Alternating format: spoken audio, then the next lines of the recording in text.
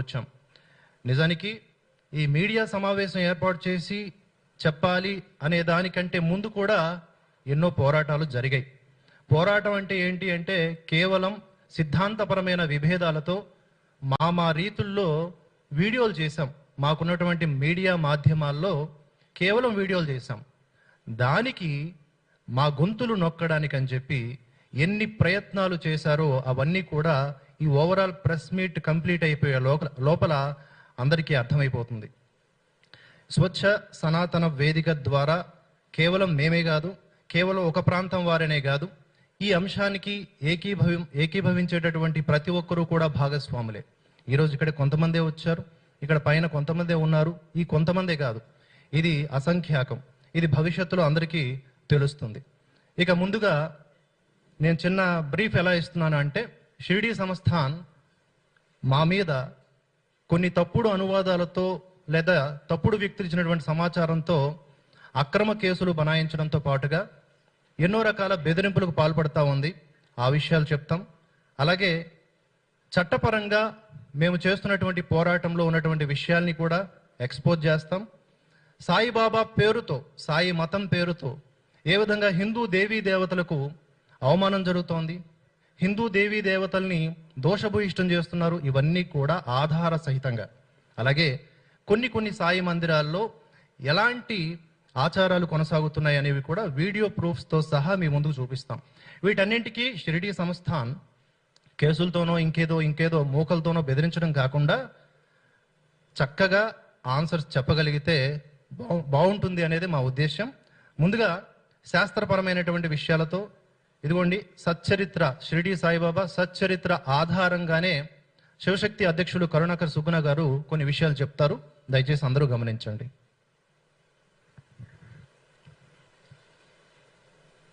జై శ్రీరామ్. మీడియా మిత్రులకు, హిందూ బంధువులందరికీ నమస్కారం. ఇక్కడ ఈ మీడియా సమావేశానికి ఏదైతే టైటిల్ పెట్టామో, సనాతన ధర్మంపై సాయి మతం కుట్రలు, ఆ కుట్రలని వివరించడానికే ఈరోజు ఈ సమావేశం.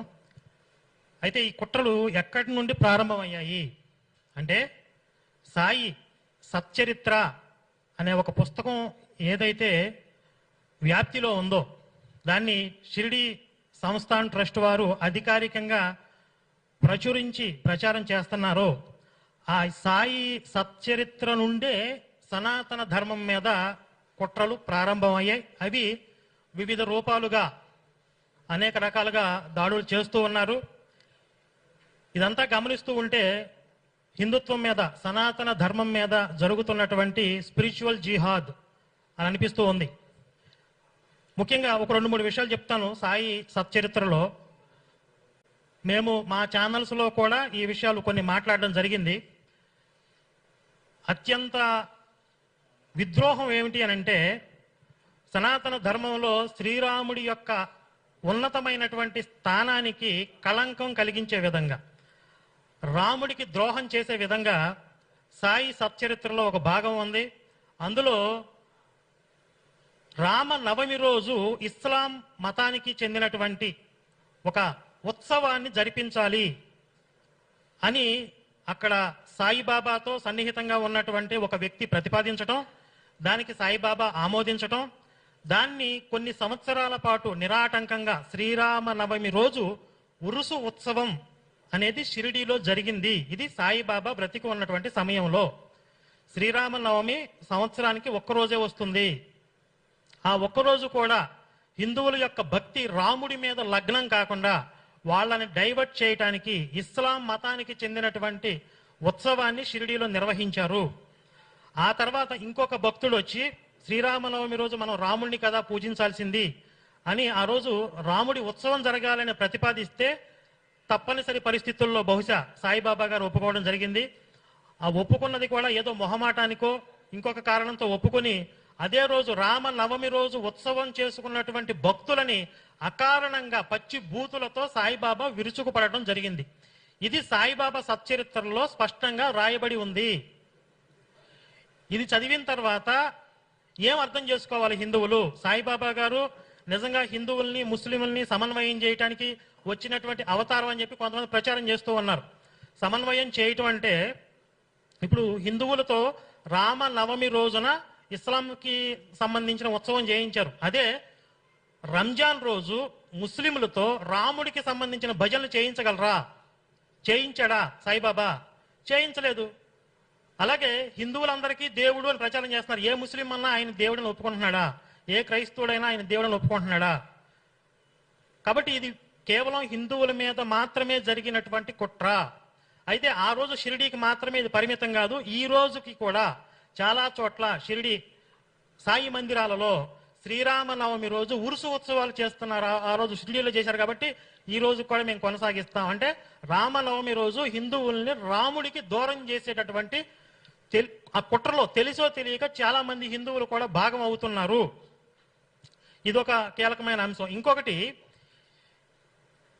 సాయి సచ్చరిత్రలో 4వ అధ్యాయంలో ఏముంటుందంటే, షిరిడీయే మనకి పండరీపురం, షిరిడీయే జగన్నాథపురి, ద్వారక, షిరిడీయే గయా, షిరిడీయే విశ్వేశ్వరుడి కాశీ, షిరిడీయే రామేశ్వరం. Page number 42. షిరిడీయే రామేశ్వరం కూడా, షిరిడీయే మనకి బద్రీనాథ్, కేదార్నాథ్, షిరిడీయే మనకి నాసిక, త్రయంబకేశ్వరం, షిరిడీయే మహంకాళేశ్వరుడి ఉజ్జయిని, షిరిడీయే మహాబలేశ్వరుడి గోకర్ణ క్షేత్రం. షిరిడీలో సాయితో సమాగమమే మనకు ఆగమ నిగమాలు, అంటే వేదాలు, ధర్మశాస్త్రాలు. ఇక్కడ స్పష్టంగా హిందూ ఆధ్యాత్మిక క్షేత్రాలని దెబ్బ కొట్టేటటువంటి లేదా ఆ క్షేత్రాల యొక్క మహత్యాన్ని తగ్గించి ఆ క్షేత్రాల యొక్క ప్రాభవాన్ని వాటిపై దాడి చేసే విధంగా ఇక్కడ ఈ రచన మనకు కనపడుతూ ఉంది. మీకు షిరిడి గొప్పది అని రాసుకోవాలనుకుంటే ఎంత గొప్పదో మీరు రాసుకోండి, మీ సాయిబాబా ఎంత మహానుభావుడు గొప్పవాడు రాసుకోండి. కానీ హిందువులకి అత్యంత పవిత్రమైనటువంటి పండరీపురం, జగన్నాథపురి, ద్వారక, గయా, కాశీ, బద్రీనాథ్, కేదార్నాథ్, త్రయంబకేశ్వరం ఇలాంటి క్షేత్రాల పేర్లు చెప్పి అక్కడికి వెళ్ళేటటువంటి భక్తులకి వాళ్ళ మనసుల్లో ఇన్ని క్షేత్రాలు మనం తిరగలేం కాబట్టి ఒక్కసారి షిరిడి వెళ్తే సరిపోతుంది, ఇవన్నీ అవసరం లేదు, కేవలం షిరిడి వెళ్తే చాలు అనేటటువంటి ఒక విష బీజాలు హిందువుల మనస్సుల్లో నాటడం అవునా కాదా? ఈరోజు ఒక కంపెనీ ఏదైనా వస్తువుని ప్రచారం చేసుకోవడానికి కూడా వాళ్ళ వస్తువు ఎంత గొప్పదో చెప్పుకోవాలి తప్ప పక్కోడి కంపెనీ వస్తువులు మంచివి కావు, నాణ్యత లేవు అని చెప్పడానికి రైట్స్ లేవు. అలాంటిది ఆధ్యాత్మిక పుణ్యక్షేత్రాల విషయంలో ఎప్పటి నుంచో వందలాది వేలాది సంవత్సరాల నుంచి నిర్మాణమై ఎంతో మంది భక్తులకి ఆధ్యాత్మికత బోధిస్తున్నటువంటి ఆ క్షేత్రాల యొక్క ఔన్నత్యాన్ని కించపరిచే విధంగా, అంటే షిరిడీలో ఒక కంపెనీ పెట్టారు, ఈ కంపెనీ యొక్క మార్కెటింగ్ పెంచుకోవాలి, అక్కడ వ్యాపారం పెంచుకోవాలి కాబట్టి హిందూ భక్తుల్ని డైవర్ట్ చేయడానికి జరిగినటువంటి కుట్ర. దీని మీద మేము లీగల్గా కోర్టుల ద్వారా అప్రోచ్ అవ్వాలనుకుంటున్నాం. వీలైతే తెలంగాణ హైకోర్టులో కానీ లేదా సుప్రీంకోర్టులో కానీ ఒక పిటిషన్ వేసి ఏ క్షేత్రాలను అయితే ఇక్కడ ప్రస్తావించారో షిరిడీ సంస్థాన్ నుంచి ఒక్కొక్క క్షేత్రానికి ఇప్పటి వరకు జరిగిన నష్టానికి పరిహారంగా కనీసం 100 కోట్లు చెల్లించాలి. ఇక నుంచి షిరిడీకి వచ్చే ఆదాయంలో కనీసం 50 నుంచి 75% ఈ క్షేత్రాలకి ట్రాన్స్ఫర్ చేయాలి అని చెప్పి ఒక పిటిషన్ కూడా మేము ఫైల్ చేయాలనుకుంటున్నాం లీగల్గా చర్చించి.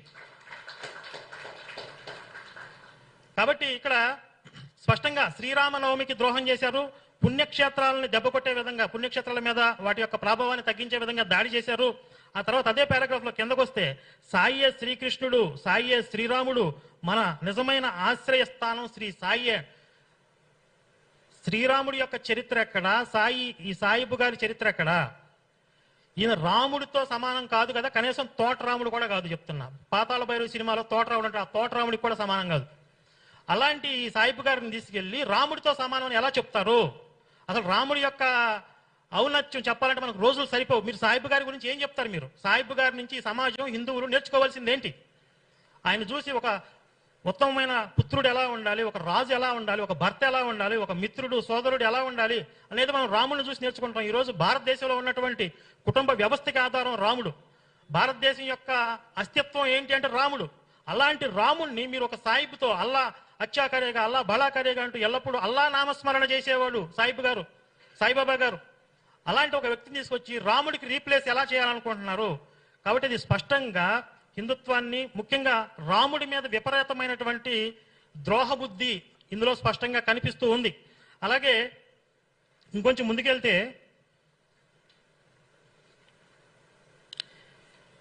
పేజ్ నెంబర్ 47లో జనులు తమ మహాభయంకరమైనటువంటి పాపాలను ప్రక్షాళన చేసుకోవడం కోసం గంగ వద్దకు పోతారు. గంగ తన పాపాలను పోగొట్టుకోవడానికి మహాత్ముల పాదాలు పట్టుకుంటుంది. కనుక శ్రీ సాయిబాబా పవిత్ర చరణాలను వదిలి గంగా లేదా గోదావరి యాత్ర చేయవలసిన అవసరం లేదు. ఇక్కడ పుణ్య తీర్థాలను టార్గెట్ చేశారు. ఫస్ట్ శ్రీరామనవమి, తర్వాత పుణ్యక్షేత్రాలు, ఇక్కడ గంగా గోదావరి యాత్ర చేసేటటువంటి ఈ పుణ్యతీర్థ యాత్రలను టార్గెట్ చేశారు. అంటే అన్ని విధాలుగా కూడా హిందువుల్ని డైవర్ట్ చేసి గుంపకొత్తగా షిరిడీ వైపుకు తరలించుకుపోవాలి, వాళ్ళ మార్కెటింగ్ పెంచుకోవాలి. వీళ్ళకి ఏ కోశాన కూడా 1% కూడా ఇలాంటి రైట్స్ లేవు. మన పుణ్యక్షేత్రాల పేర్లు ప్రస్తావించి, గంగా గోదావరి పుణ్య నదుల పేర్లు ప్రస్తావించి వాటి యొక్క పవిత్రతని దెబ్బతీసే హక్కులు వీళ్ళకి ఎవరిచ్చారు? గంగ సాక్షాత్తుగా శ్రీహరి పాదాల నుండి ఉద్భవించింది అని చెప్పి మనకి శాస్త్రాలు చెప్తున్నాయి.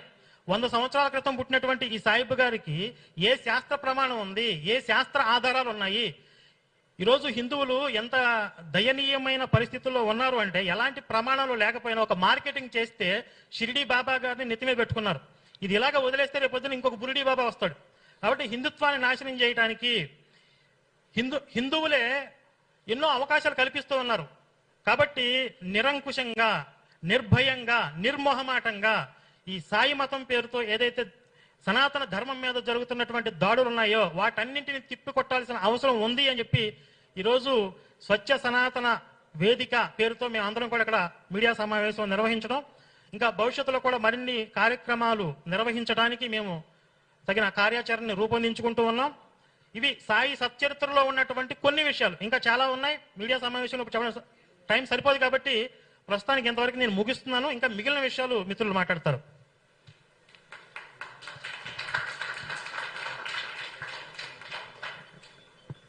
అందరికీ జై శ్రీరామ్. మీడియా మిత్రులకి, హిందూ బంధువులందరికీ కూడా నమస్కారాలండి. సో కరుణాకర్ గారు ఇప్పుడు దాకా చెప్పారు కదా ఈ కేసు ఎలా స్టార్ట్ అయింది ఏంటి అనేది. సనాతన ధర్మాన్ని భ్రష్టు పట్టించాలని, సనాతన ధర్మాన్ని నాశనం చేయాలని ఈ రోజు 2 రోజుల క్రితమో 2 సంవత్సరాల క్రితమో కాదండి, సాయిబాబా ఎప్పుడైతే మరణించారో, ఎప్పుడైతే ఈ షిరిడీలో సాయిబాబా సమాధిని ఒక పుణ్యక్షేత్రంగా మార్చాలనుకున్నారో అప్పటి నుంచి కూడా సనాతన ధర్మాన్ని నాశనం చేసేందుకు ఈ షిరిడీ సాయి సంస్థాన్ వాళ్ళ కుట్రలు, సాయి మతస్థుల యొక్క కుట్రలు ప్రారంభమయ్యాయి. సో ఈ కుట్రల గురించి మేము ఎలా మాట్లాడుతున్నాము అంటే, వేక్ స్టేట్మెంట్స్ ఇప్పటిదాకా ఎవరు ఇవ్వలేదు ఇక్కడ ఉన్న ఏ ఒక్కళ్ళు కూడా. మేము గ్రంథాల ప్రమాణంగా, అది కూడా షిరిడీ సాయి సంస్థాన్ వాళ్ళు స్వయంగా ముద్రించిన శ్రీ సాయి సచ్చరిత్ర అనే గ్రంథాన్ని ఆధారంగా చేసుకుని మాత్రమే ప్రశ్నించాము. ఈ ప్రశ్నించే క్రమంలో మేము అడిగిన కొన్ని ప్రశ్నల్ని మీకు ముందు చెప్పాలనుకుంటున్నాను. కారణం ఏంటంటే, ఈ ప్రశ్నలు అడిగినందుకు ఈరోజు మా మీద 50 కోట్ల రూపాయలకి పరువు నష్టం దావాలు వేయటం జరిగింది షిరిడీ సాయి సంస్థాన్ వాళ్ళు. 50 కోట్ల రూపాయలకి. ఇది మా మీద పెట్టిన కేసెస్ కాకుండా, మా మీద సపరేట్ గా కేసులు పెట్టారు షిరిడీలో, ఔరంగాబాద్ లో. దాని కాకుండా పరువు నష్టం కేసులు 50 కోట్లు. అంటే బహుశా హిందువులు అడ్డదిడ్డంగా ఇచ్చిన కానుకలతోటి అడ్డంగా బలిసిపోయిన వాళ్ళకి 50 కోట్లు అంటే చిన్న అమౌంట్ ఏమో, కానీ హిందువులకి చాలా పెద్ద అమౌంట్. హిందూ సంఘాలకైతే అది జీవితకాలానికి కూడా సాధించలేని ఒక సంఖ్య. అలాంటి అమౌంట్ని మాకు టార్గెట్ గా పెట్టి మా మీద ఒత్తిడిని పెంచి మా భావ ప్రకటన స్వేచ్ఛని, మా వాక్ స్వాతంత్రం పైన దాడి చేసింది షిరిడీ సాయి సంస్థానం. ఎలా అంటే, ఇందులో వాళ్ళు అడిగిన వాళ్ళు చెప్పిన కండిషన్స్ ముందు చెప్తానండి. ఇది షిరిడీ సాయి సంస్థాన్ సిఇఓ పేరేంటి, గౌరక్ష మహాదేవ్ గడిల్కర్ గారు ఇవ్వటం జరిగింది నోటీసు. దీనిలో ఆయన చెప్పింది, furnish an unconditional apology apologising for the defamatory statements made by you, which apology should be printed in 3 prominent newspapers in circulation in states of Andhra Pradesh and Telangana, as well as make the same available on all social media including Facebook, YouTube, Instagram. అంటే ఆంధ్ర తెలంగాణలో ప్రచురణ అయ్యే 3 ప్రముఖ దినపత్రికల్లో మేము unconditional బేషరతుగా క్షమాపణ చెప్తూ ఒక ప్రకటన విడుదల చేయాలట. అలాగే మేము పెట్టిన వీడియోస్ అన్ని కూడా డిలీట్ చేయాలి. అలాగే మేము ఎక్కడెక్కడైతే ఇంటర్వ్యూస్ ఇచ్చామో ఆ ఛానల్స్ లోంచి కూడా మేమే డిలీట్ చేయించాలట. ఇది కాకుండా to pay to Shri Saibaba Sansthan a sum of ₹50 crores in damages suffered by the Saibaba Samsthan and various other devotees. ఈ సాయిబాబా సంస్థాన్ కావచ్చు, ఇతర సాయి భక్తులు కావచ్చు, వాళ్ళు అనుభవించిన బాధకి, క్షోభకి పరిహారంగా మేము 50 కోట్ల రూపాయలు చెల్లించాలట. ఇది వాళ్ళు విడుదల చేసిన కండిషన్స్. అయితే ఎందుకు వాళ్ళు అంత బాధపడ్డారు అంటే దానికి చెప్పారు చూడండి. మేమట తప్పుడు స్టేట్మెంట్స్ ఇచ్చామంట. అంటే ఏంటంటే షిరిడీలో ఉన్నది కానీ లేకపోతే ఇతర సాయిబాబా ఆలయాలుగా చలామణి అయ్యేవి ఏవి కూడా ఆలయాలు కాదు, అవి దర్గాలు లేదంటే మసీదులు అనే మాట మేము వాడామట. అలాగే అక్కడ ఆడవాళ్ళకి నమాజులు నేర్పిస్తున్నారు, తద్వారా ఆడవాళ్ళు లవ్ జిహాద్కి ఆకర్షితులయ్యేలాగా చేస్తున్నారు అని మేము చెప్పామట. ఇది తప్పుడు ప్రకటనట. ఇది తప్పుడు ప్రకటన అని షిరిడి అంటుంది అంటే షిరిడి సంస్థాన్ వాళ్ళు ఇప్పుడు తప్పుడు ప్రకటన చేస్తున్నట్టు. కారణం ఏంటి అంటే ఇవన్నీ నిజంగా జరుగుతున్నాయి. ఆ రోజు ఇచ్చిన మాటే వాళ్ళు ఇన్ని కేసులు పెట్టిన తర్వాత కూడా ఇప్పటికీ అదే మాట చెప్తున్నాం. ఎందుకంటే దీనికి మా దగ్గర ఆధారాలు ఉన్నాయి. షిరిడి సాయి సంస్థానంలో జరుగుతున్నాయి అని మేము అలా, షిరిడి సాయి ఆలయాల పేర్లతోటి ఆంధ్రప్రదేశ్ తెలంగాణ రాష్ట్రాల్లో ఇవి జరుగుతున్నాయి. షిరిడీలో జరగట్లేదని మేము అంటలా, షిరిడీలో జరుగుతున్నాయో లేదో మాకు తెలియదు ఈ పర్టికులర్ విషయానికి మరికి. కానీ క్లియర్ గా చెప్తున్నది ఏంటంటే షిరిడీలో ఉన్న ఎక్కడ ఉన్నా సాయిబాబా ఆలయాలుగా చలామణి అయ్యేవి అవి ఆలయాలు కాదు, అవి ముమ్మాటికి దర్గాలు లేదా మసీదులే. దీని మీద మేము చర్చించడానికి సిద్ధంగా ఉన్నాము. దీనికి సాయిబాబా ఆలయాలు నిర్వహించే వాళ్ళు రావచ్చు, లేదు స్వయంగా షిరిడి సాయి సంస్థాన్ వాళ్ళే వస్తారో వాళ్ళైనా రావచ్చు. అలాగే రెండో ఆరోపణ వాళ్ళు చేసింది ఏంటి అంటే సాయిబాబా తనని తప్ప ఇంకా ఏ దేవుణ్ణి ఆరాధించొద్దు, ఇంకా ఏ క్షేత్రానికి వెళ్ళొద్దు అంటూ మేము తప్పుడు ప్రచారం చేసామట. ఇప్పుడే కరుణాకర్ గారు కొన్ని చెప్పడం జరిగింది. షిరిడియే మనకి పండరీపురము, షిరిడియే బదరి, కేదారం, రామేశ్వరం, గయా, ఇంకా అన్ని చెప్పడమే కాకుండా చివరికి గంగా గోదావరి తీర్థయాత్రలు కూడా చెయ్యొద్దు అని చెప్పి ఆ పుస్తకంలో రాశారు. అంటే 2 సంవత్సరాల క్రితం మనకి ఏదైతే కుంభమేళా జరిగిందో ఆ కుంభమేళా హిందువులందరూ కూడా పిచ్చెక్కెళ్ళారు, అన్ని కోట్ల మంది. గంగ తన పాపాలు పోగొట్టుకోవటానికి బాబా పాదాల దగ్గరికి వెళ్తుంది అని రాశారు.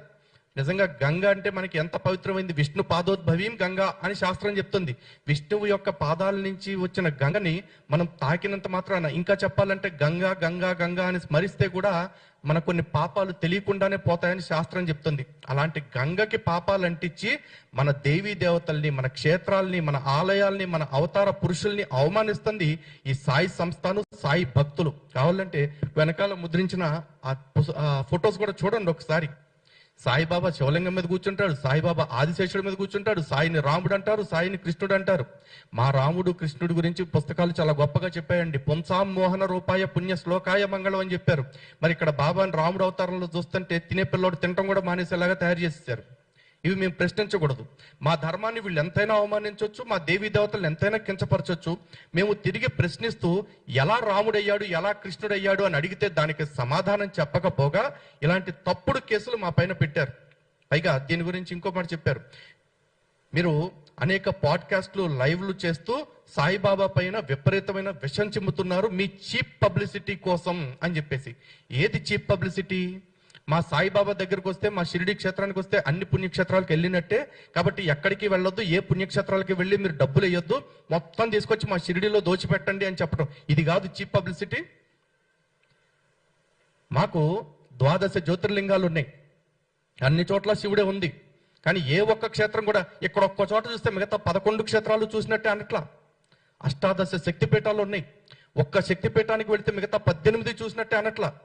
108 దివ్య దేశాలు ఉన్నాయి, ఏ ఒక్కళ్ళు కూడా ఒక్క క్షేత్రాన్ని చూస్తే మిగతా 107 చూసినట్టే అనట్లా.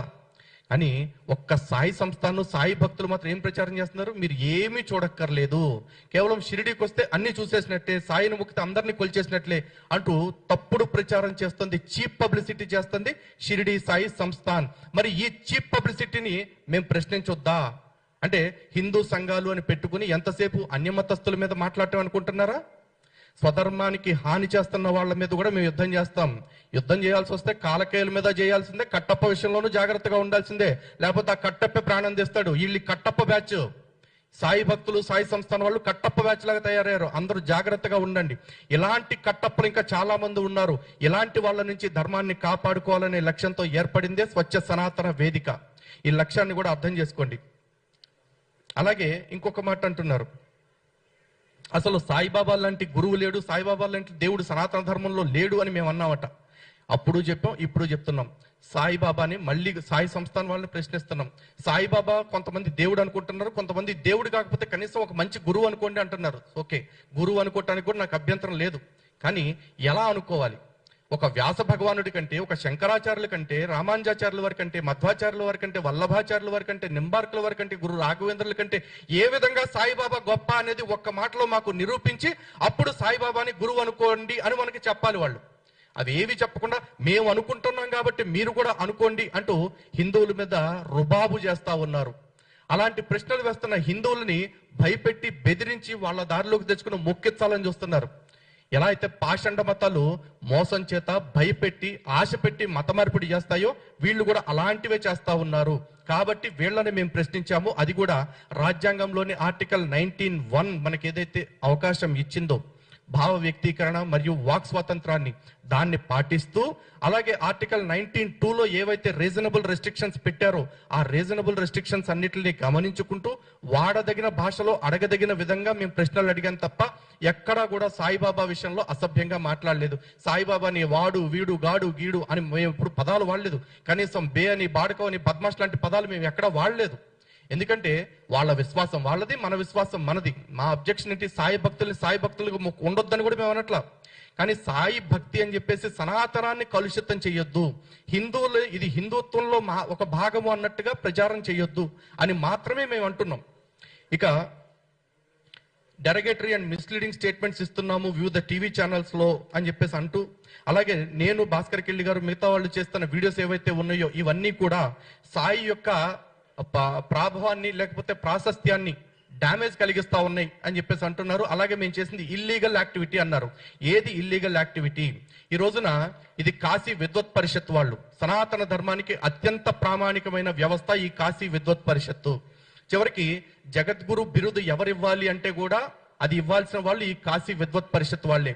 అటువంటి కాశీ విద్వత్ పరిషత్ వాళ్ళు ఇచ్చిన స్టేట్మెంట్ ఏంటంటే సాయి భగవాన్ గురు అవతార్ సంత్ నహి బంద్ హో పూజ అని చెప్పేసి చెప్పారు. ఆయన భగవంతుడు కాదు, అవతారం కాదు, గురువు కాదు, కనీసం సాధువు కూడా కాదు. Sai Baba is a fakir, he's a Sufi, he's a Muslim. ఇది వాళ్ళు చెప్తున్న మాట. ఇలాంటి పీఠాల వాళ్ళు చెప్పింది, లేకపోతే కాశీ విద్వత్ పరిషత్ వాళ్ళు మా ఆచార్య స్థానంలో ఉన్న వాళ్ళు చెప్తుంటే మేము వీళ్ళ మాటలు పట్టించుకోకుండా నిన్న మొన్న వచ్చిన సాయిబు సంతనం పట్టుకుని మేము వేళ్లాడుతూ కూర్చోవాలా? దానికి స్వచ్ఛ సనాతన వేదికలో ఉన్న భాగంగా ఉన్న ఏ హిందువు గాని, ఏ హిందూ సంఘం గాని సిద్ధంగా లేదు. అండ్ బిఫోర్ కంక్లూజన్ మేము చెప్తున్నాం, అలాగే ఆల్ ఇండియా సాయి సమాజ్ వాళ్ళు కావచ్చు, లేకపోతే భాగ్యనగర్లోని సాయిబాబా సంస్థానికి సంబంధించిన ఆలయాల వాళ్ళు కావచ్చు, ఆదర్ఘాట్ వాళ్ళు కావచ్చు, మద్రాస్ హైకోర్టులో, అదేవిధంగా తెలంగాణ హైకోర్టులో, ఉమ్మడి ఆంధ్రప్రదేశ్ హైకోర్టులో వాళ్ళు పిటిషన్స్ ఇచ్చారు. చాలా స్పష్టంగా వాళ్ళ అఫిడవిట్స్ లో ఏం చెప్పారంటే సాయిబాబా హిందూ దేవుడు కాదు, సాయిబాబా ముస్లిం. అలాగే సాయి తన జీవిత కాలం ఇస్లాం ప్రచారం చేశాడు, తను నమాజులు చేశాడు, తను ఉన్నది మసీదే. అలాగే సాయిబాబా మందిరాలుగా చలామణి అవుతున్న వాటిల్లో ఇవి మందిరాలు కావు అన్న విషయాన్ని వాళ్ళు క్లియర్ గా అఫిడవిట్స్ ఇవ్వటం జరిగింది. అఫిడవిట్స్ ఎండోర్స్ చేస్తూ అప్పటి హైకోర్టులు తీర్పులు కూడా ఇవ్వటం జరిగింది. సో ఇవి దేవాదాయ శాఖ పరిధిలోకి ఉండాల్సిన అవసరం లేదు అన్న విషయాన్ని కూడా స్పష్టంగా చెప్పారు. మేము గ్రంథాల ఆధారంగా సాయి సచ్చరిత్ర కావచ్చు, హైకోర్టు యొక్క గౌరవ హైకోర్టుల యొక్క తీర్పుల్ని కావచ్చు ఉటంకిస్తూనే మేము మాట్లాడుతూ ఉన్నాం. కానీ సాయి భక్తులు ఎవరు కూడా మేము ఎన్నిసార్లు పిలిచినా డిబేట్కి రండి, దీని మీద మాట్లాడదాం, సత్యాసత్య పరిశీలన చేద్దాము, నిరూపణ చేద్దాము అంటే ఒక్కళ్ళు కూడా రావట్లా. ఈ రోజున ఇక్కడ మేము ఉన్నాం, ఎవరైతే అందరం క్రైస్తవులతో డిబేట్స్ చేస్తున్నాం, ముస్లిమ్స్ తో డిబేట్స్ చేసాం, నాస్తికులతో చేస్తున్నాము, అలాగే కుహనా సెక్యులరిస్టులతో కూడా కొంతమందితో చేస్తూనే ఉన్నాము. కానీ ఈ సాయి భక్తులు మేము హిందువులమే, కట్టర్ హిందువులనే పదం కూడా వాడుతున్నారు కొంతమంది. అలా వాడేవాళ్ళు సాటి హిందూ సంస్థలతోటి డిబేట్ కూర్చుని మీరు మాట్లాడేది తప్పు, కావాలంటే మా దగ్గర ఆధారాలు ఉన్నాయి చూసుకోండి అని నిరూపించకుండా ఇలాంటి తప్పుడు కేసులు ఎందుకు పెడుతున్నారు? కాబట్టి మరొక్కసారి మేము పునరుద్ఘాటన చేసేది ఏంటంటే సాయిబాబాకి సనాతన ధర్మానికి సంబంధం లేదు. సాయిబాబా ముస్లిం. సాయి ఆలయాలుగా చలామణి అవుతున్నవి ముమ్మాటికి దర్గాలే, కాదు కూడదు అనుకుంటే మసీదులు అనుకోండి, మాకు అభ్యంతరం లేదు. అలాగే సాయి కరుడుగట్టిన ముస్లిము ఉన్మాద ముస్లిం, అంటే తను ఇస్లాంని అందరి చేత ఆచరింప చెయ్యాలి అనుకున్నాడు. ఈ విషయాలు ఎక్కడా కూడా మేము మార్చట్లేదు స్టేట్మెంట్స్. అలాగే సాయి తన దగ్గరకు వచ్చిన ప్రతి వాళ్ళని కూడా ఇస్లాం పట్ల ఆకర్షితులుగా చేయడానికి ప్రయత్నం చేశాడు, దానికి కూడా మా దగ్గర ఆధారాలు ఉన్నాయి. అండ్ సాయి ఆలయాల విషయంలో ప్రతి ఒక్కళ్ళు గుర్తుపెట్టుకోండి, హిందువులకి సాయి ఆలయాలకి సంబంధం లేదు. సాయిబాబా ఆలయాల్లో హిందూ దేవతల విగ్రహాలు ఉండటానికి వీల్లేదు. అలాగే హిందూ ఆలయాల్లోకి సాయిబాబా ఫోటోలు కానీ విగ్రహాలు కానీ రావటానికి వీల్లేదు. దీని మీద తొందరలోనే మేము ఎండోమెంట్ కమిషనర్లు ఇరు రాష్ట్రాల వాళ్ళని కూడా కలిసి ఒక రిప్రజెంటేషన్ ఇవ్వటం జరుగుతుంది కోర్టు తీర్పుల ఆధారంగానే. అంతేకాదు క్షేత్రస్థాయి పోరాటాలకి, అవసరమైతే దీని మీద నిరసన దీక్షలకి, సాయి భక్తుల్ని ప్రశ్నించడానికి, మరో రకమైన క్షేత్రస్థాయి కార్యాచరణకి కూడా మేమందరం సంసిద్ధంగా ఉన్నామని తెలియజేసుకుంటూ సెలవు తీసుకుంటున్నాను. అందరికీ ధన్యవాదాలండి. జై శ్రీరామ్.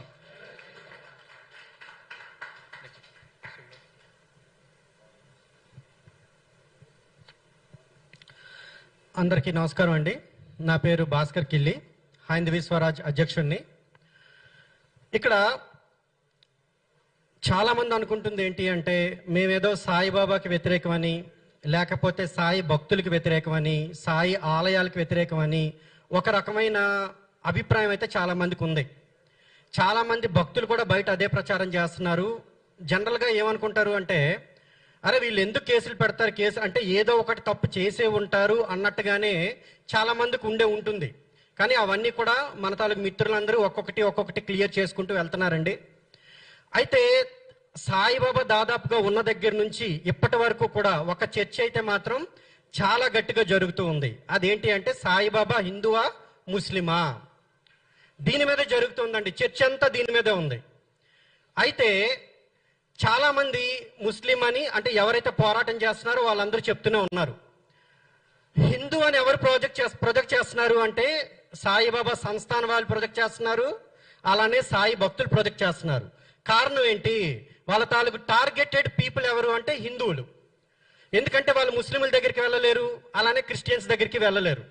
సాయిబాబా ఎప్పుడు కూడా అల్లా మాలిక్ అనేవాడు, అంటే అల్లాయే నా యజమాని అని. అంటే ఇక్కడ అర్థం ఏంటి అంటే నేను పరాధీనుణ్ణి అని చెప్తున్నాడు ఆయన. సైద్ధాంతికంగా చూసుకుంటే ముస్లింల్లోనండి ఎవరు కూడా అల్లా తప్ప ఎవరు కూడా భగవంతుడయ్యే అవకాశం లేదు. ఎందుకు అంటే ప్రవక్త కూడా, వాళ్ళలో ఉన్న మహమ్మద్ ప్రవక్త కూడా నాకు అసలు విగ్రహారాధన కూడా చేయొద్దని చాలా స్పష్టంగా చెప్పాడు ఆయన. ఆయన చివరి ప్రవక్త అని చెప్పినా కూడా నేను కూడా దేవుణ్ణి కాదు, ఎవరు దేవుడు కాదు అని ఆయన స్పష్టంగా చెప్పాడు. సో ముస్లింలకే ముస్లిం అయిన ఈ సాయిబాబా గారు ముస్లిం అయినప్పుడు, ముస్లింలకే దేవుడు కానప్పుడు సైద్ధాంతిక పరంగా ఇతరులకు ఎలా అవుతాడు ఆయన? అయితే రాజ్యాంగ పరంగా ఎవరెవరినైనా పూజించవచ్చు, ఎవరినైనా కూడా ఫ్రీగా అనుసరించవచ్చు. దీంట్లో మేము అభ్యంతర పరచడానికి కానీ అభ్యంతర పడడానికి కానీ మాకు ఎటువంటి అభ్యంతరం లేదు. అయితే నేను మీకు కొన్ని ఆధారాలు ఇస్తాను. ఏంటి ఆయన హిందువా ముస్లిమా అన్న దగ్గర సాయి సచ్చరిత్ర అండి. ఈ బుక్ ఏమి మేము రాసింది కాదు, సాయిబాబా సంస్థాన్ ట్రస్ట్ వాళ్ళే రాసింది. కాకపోతే ఇక్కడ చిన్న విచిత్రం ఏంటంటే ఈ బుక్ 700 పేజీల బుక్ అండి ఇది. ఇప్పుడు ప్రస్తుతానికి బుర్ర గొరిగినట్టు దీనికి మొత్తం గొరిగేసి 300 పేజీల వరకు తీసుకొచ్చారు. ఎందుకు అలా చేశారు? కారణం ఏంటి? ఎందుకంటే దీంట్లో సాయిబాబా తాలూకు నిజాలన్నీ బయటపడతాయి కనుక మొత్తం అన్ని లేపేసి ఇప్పుడు 300 పేజీల వరకు తీసుకొచ్చారు. కారణం ఏంటి? ఎందుకు 700 పేజీలు ముందు ప్రచురించారు, ఎందుకు 300 పేజీలకు తీసుకొస్తున్నారు? అందులో కూడా 1-2 దగ్గరలా సాయిబాబా స్వయంగా నేను ముసల్మాన్ అని చెప్పినట్టుగా ఉంది. ఇన్ ఫ్యూచర్ అది కూడా తీసేసే ప్రమాదం కూడా ఉందండి. అది కూడా నేను మీకు చెప్తున్నాను. ఇక మన ఆధారాల దగ్గరికి వెళ్ళిపోదామండి. మేము మీకు ఈ బుక్స్ ఇస్తామండి, సెట్స్ తీయించాం. దీంట్లో పేజీ నెంబర్ 12 5వ అధ్యాయంలో ఆయన నోటి నుండి ఎప్పుడు అల్లా మాలిక్ అనే పదం జాలువారేది. బాబా నిరంతరం ఆయన గుణగానాన్ని ఆలపిస్తూ ఉండేవారు. ముస్లింలు తప్ప అల్లా మాలిక్ అని ఎవరంటారండి? నాకు ఒకసారి అయితే చెప్పండి క్లియర్గా. 57 పేజ్ అండి. ఎవరంటారు ముస్లింలు తప్ప? ఇక పేజ్ నెంబర్ 13లో చూడండి, 13 అంటే 72. అందులో ఆయన హిందూ అంటామంటే ఆయన ముస్లింలా కనిపించేవారు, ముస్లిం అని అందామా అంటే హిందువులా కనిపించేవారు. ఇక్కడ ఏంటంటే జస్ట్ జనాల్ని కన్ఫ్యూజ్ చేయడం అనమాట. అదే బుక్ లో రాశారు 72 పేజీలో. నెక్స్ట్ పేజ్కి వెళ్దామండి, 73 పేజీలో. ఇక్కడ వాళ్ళు ఏం చెప్తున్నారంటే ముస్లిం అందామా అంటే ఆయన చెవులు కొట్టబడి ఉండేవి, హిందూ అందామా అంటే సుంతి చేసుందంట. సుంతి ఎవరైనా సరే వేరే వాళ్ళు చేసుకుంటారండి, ముస్లిం తప్ప. అంటే ఆయన ఎవరు అల్లా మాలిక్ అన్నాడు అనేది ఫస్ట్ పాయింట్. సెకండ్ పాయింట్ ఏంటి? ఆయన సుంతి చేసుకున్నాడు. ఇక ఇంకొంచెం ముందుకు వెళ్ళిపోదామండి. ఇక్కడ మనందరికి ఏం చెప్తారంటేనండి ఆయన దత్తాత్రేయుడు అవతారం, ఆయన ఒక అవధూత అని చెప్తూ ఉంటారు. కానీ ఆ కాలంలో షిరిడి ప్రజలు ఏమన్నారని చాలా ఇంపార్టెంట్. షిరిడి ప్రజలు ఆయన ఏమని అనేవారంటే, ఆయన పేజ్ నెంబర్ 77 అండి. ఆయన ఏమనేవారంటే హకీం అని పిలిచేవారు అనమాట. హకీం అని అంటే అర్థం ఏంటి అంటే ముస్లిం డాక్టర్, ముస్లిం వైద్యుడు అని అర్థం అనమాట. వైద్యుడు అని పిలవచ్చు కదా, ఆయన్ని ముస్లిం డాక్టర్ అని ఎందుకనే వాళ్ళు హకీం అని ఎందుకు పిలిచేవారు అంటే అప్పటి ప్రజలకి క్లియర్ గా క్లారిటీ ఉంది. అంతేకాదండి, ఆయన్ని పిచ్చి పకీర్ అని కూడా పిలిచేవారు. ఇప్పుడు వీళ్ళు చెప్తారు కదా, ఈయన అవధూత, ఈయన ఉన్మత్తుడు, మరి శివుడు అలా లేడా, ఇలా మన తల్లి దేవుళ్ళని పోలిస్తూ చెప్తుంటారు దత్తాత్రేయుడు అలా లేరా అని. కానీ అప్పటి వాళ్ళకి చాలా క్లియర్గా తెలుసు ఆయన పిచ్చి పకీర్ అని. ఆయన ఏం చేసేవాడు అంటేనండి, మనకి అత్యంత పవిత్రమైన అగ్నిగుండం, దాన్ని దుని అంటారు కదా, అక్కడ మలమూత్ర విసర్జన చేసేసేవాడు ఆయన. దాన్ని వీళ్ళు ఏమని కవర్ చేస్తారంటే ఉన్మత్తుడు, దత్తాత్రేయుడు అని చెప్తారు. ఎక్కడ శాస్త్ర ప్రమాణం ఎక్కడుంది? 75 శాస్త్ర ప్రమాణం ఎక్కడుంది అంటే ఎవరినైనా తీసుకొచ్చి ఏ మాట అయినా అనేయొచ్చా? మరి మా దేవుల వరకు ఎందుకు తీసుకున్నారు? ఆయనే స్వయంగా అల్లా అని కానీ, లేకపోతే ఆయనే స్వయంగా యెహోవా లేదా ఆయనే స్వయంగా జీసస్ అని ఉండాల్సింది కదా. అనుంటే ఏం జరుగుండేది? ఆ షిరిడి సంస్థానం ఉండుండేది కాదు, సాయి కూడా ఉండుండేవారు కాదు. అందుకే వాళ్ళకి ఈజీ టార్గెట్ ఎవరు అంటే హిందువులు. అయితే ఇంతవరకు వాళ్ళు వీళ్ళు అన్నవే మనం సాయి సచ్చరిత్ర నుంచి చూపించాం. ఇప్పుడు సాయిబాబా స్వయంగా ఏమన్నాడో ఒక్కసారి నేను మీకు చూపిస్తానండి. Page number 122. ఇక్కడ ఏంటంటే ఒక చిన్న కథ ఉంటుంది, మీకు క్లుప్తంగా చెప్తా. సాయిబాబా ఎప్పుడు కూడా ఇక్కడ మెడకి లేకపోతే కాళ్ళకి గంధం రాయించుకునేవాడు వాళ్ళ శిష్యులతో కలిపి. కానీ కంఠం దగ్గర మాత్రం బొట్టు పెట్టించుకునేవాడు కాదు. కారణం ఏంటి? అందరికీ తెలిసే ఉంటది, ఆయన ముస్లిం. అయితే ఒకసారి ఒక బ్రాహ్మణుడు వచ్చాడంట. వచ్చి ఆయన ఏం చేశాడు, సాయిబాబా తల పట్టేసి సాయిబాబాకు ఛాన్స్ కూడా ఇవ్వకుండా ఆయనకి 3 నామాలు పెట్టేశాడు. పెడితే శిష్యులంతా గాబరైపోయారు. అరే ఇదేంటి, ఈయన ఎప్పుడు కూడా పెట్టించుకోడు కదా, అరే ఏంటి ఇంత అపచారం జరిగిపోయింది అని. కానీ సాయిబాబా ఏమీ అనలేదంట. అందులో ఒక శిష్యుడు ఉండేవాడంట, ఆయన పేరు దాదా భట్.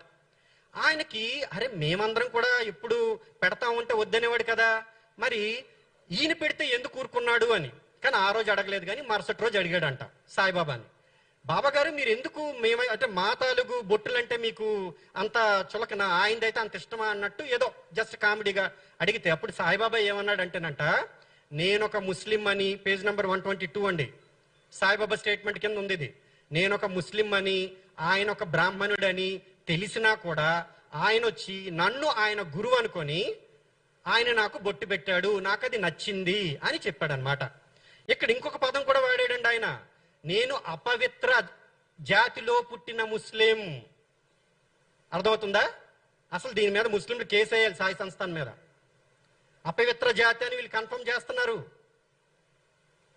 సో మనకి ఇంకొక దగ్గర కనిపిస్తుందండి, ఏమనంటే సాయిబాబా తాలూకు తల్లిదండ్రులు ఎవరికి తెలియదు అని చెప్పి సాయిబాబా సంస్థానం వాళ్ళు కానీ బుక్ లో వేశారు. కానీ ఇక్కడ అపవిత్ర జాతిలో పుట్టిన ముస్లిం అంటే పుట్టుక ఎలా అయిందండి? తల్లిదండ్రులు ఎవరనేది వదిలేయండి, కానీ ఆయన పుట్టుకతో ముస్లిం అని మనకు తెలుస్తుందా లేదా? ఇక వాళ్ళ తల్లిదండ్రుల గురించి మనకెందుకు? ఇంకా వీళ్ళు ఏమని చెప్తారంటే బ్రాహ్మణ వంశానికి పుట్టిన వాళ్ళు ఎవరో ముస్లిం ఫకీర్కి ఇచ్చారు, ఇవన్నీ ఎవరో భక్తులు రాసుకున్నారు. కానీ మనం అవన్నీ తీసుకోవాల్సిన అవసరం లేదు కదా. ఎందుకు అవసరం లేదు అంటే ఇది మనకి అథెంటిక్, సాయిబాబా సంస్థాన వారు స్వయంగా ప్రకటించారు కనుక.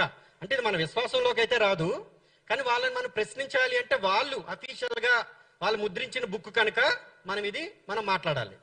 సో ఇక్కడ క్లియర్ గా మనకు అర్థమవుతుంది ఏంటి అంటే సాయిబాబా ముస్లిమే. ఇప్పుడు వద్దామండి ఇంకా అసలు విషయానికి. మనం ఏదైనా ఒక పూజ చేద్దాం అనుకోండి, ఆ పూజ ఎలా చేస్తాము? మనం పూజారి లేదా అయ్యవారిని అడుగుతాం, అయ్యవారు ఎన్ని పత్రికలు పెట్టాలి అంటే ఎన్ని చెట్ల నుంచి ఆకులు తీసుకురావాలి, ఎన్ని రకాల ఆకులు తీసుకురావాలి, ఎన్ని పళ్ళు పెట్టాలి, మీరు కరెక్ట్ గా మంత్రాలు చదువుతున్నారా లేదా చదవాలని మంచి అయ్యవారిని తీసుకొచ్చి కూర్చుని పెడతాం. అంటే శాస్త్రయుక్తంగా మనం ఆ పూజ చేయాలని చూస్తాం. కారణం ఏంటి? అలా చేస్తేనే మనకు పుణ్యం దక్కుతుంది అని మన హిందువులందరం అనుకుంటాం. అందుకనే మనం ఎంత ఖర్చైనా వెనకాడకుండా, ఈవెన్ మన దగ్గర డబ్బులు లేకపోతే అప్పైనా చేసి మనం ఆ విధంగా పూజను నిర్వర్తిస్తాం. మరి అలాంటిది ఈరోజు ఏకంగా దేవుణ్ణే మార్చేసి ఒక ముసల్మాన్ని తెచ్చి కూర్చుని పెడుతున్నామే. ముసల్మాన్ని రాజ్యాంగపరంగా ఎవరైనా తెచ్చి పూజించుకోండి, ప్రాబ్లం లేదు. కానీ ఆయన అవైదికమా కాదా? ప్రతి ఒక్క మతానికి లేదా ధర్మానికి కొన్ని ఇంటర్నల్ నియమాలు ఉంటాయి. మీరు వెళ్ళి మసీదులో మేము మతాలకు రాముని పెడతామంటే ముస్లింలు ఊరుకుంటారా? చర్చిలో మతాలు కృష్ణుని పెడతామంటే ఊరుకుంటారా? మరి రాజ్యాంగం చెప్పింది కదా అని మనం అనొచ్చా?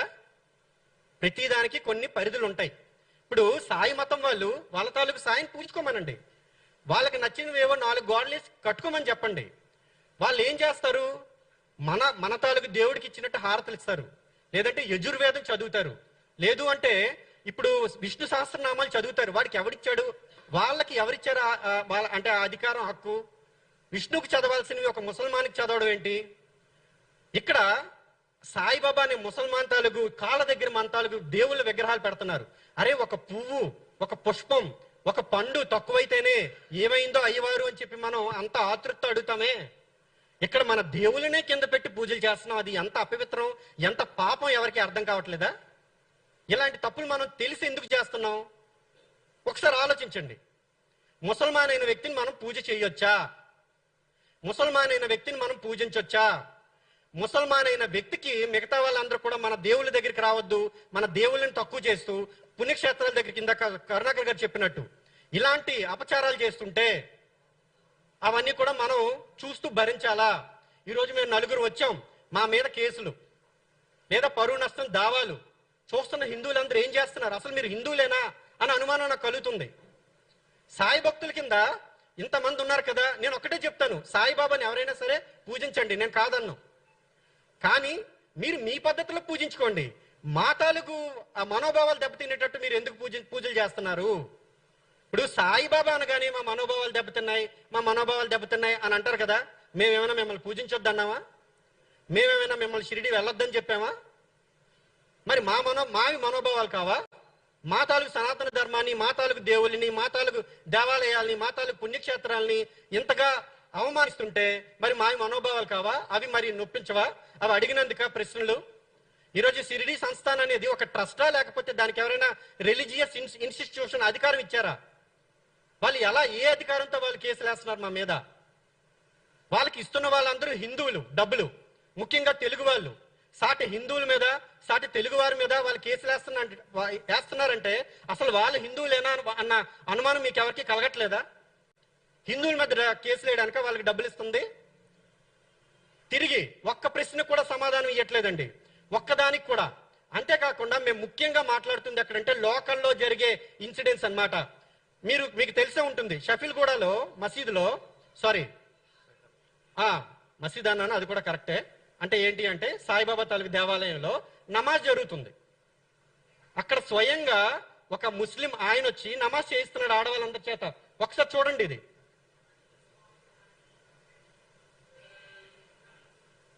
ఒక్కసారి చూడండి. అది మీకు కావాలంటే లింక్స్ కూడా ఇస్తాం మేము.